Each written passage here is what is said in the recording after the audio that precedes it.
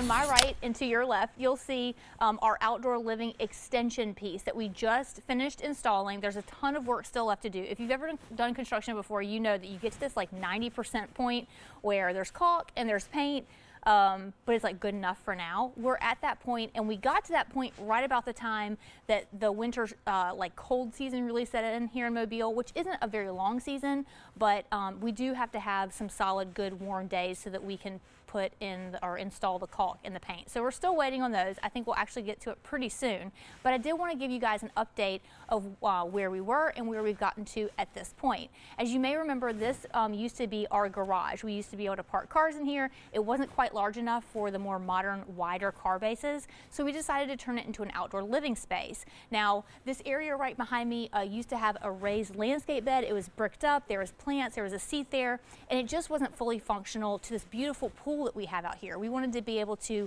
come out of our house and easily flow out to the pool area in a way that made more sense to our family. And so we opened everything up, took out that raised planter, and then we had basically an empty dirt spot where the cutout from that raised bed was after we removed it. So what we decided to do is to cut the concrete, make it all even, and add this outdoor pavers with sun flooring, which we did several months ago. It was July. It was several months ago.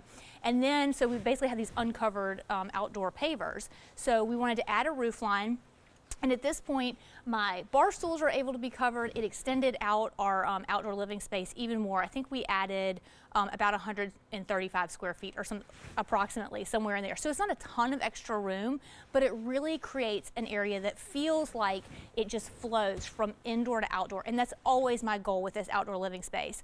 You can see in the details that we've extended out from the pattern on the ceiling that's underneath the garage where we started, and we've extended it out. We've also extended the outdoor LED lighting, that slim panel LED lighting that's in the ceiling. We've extended that out as well. And so we've made every effort to make this extension feel like it was part of the whole plan all along, and that it's always been here, and so it doesn't feel like an add-on, because that's always my goal too.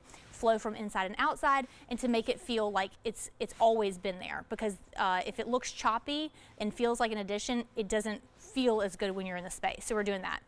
We still have a long way to go with this project. Like I said, caulk, paint, we've got some decorative items and a few other things, but we've made huge progress, and I hope you guys will stay along to continue on the journey with us.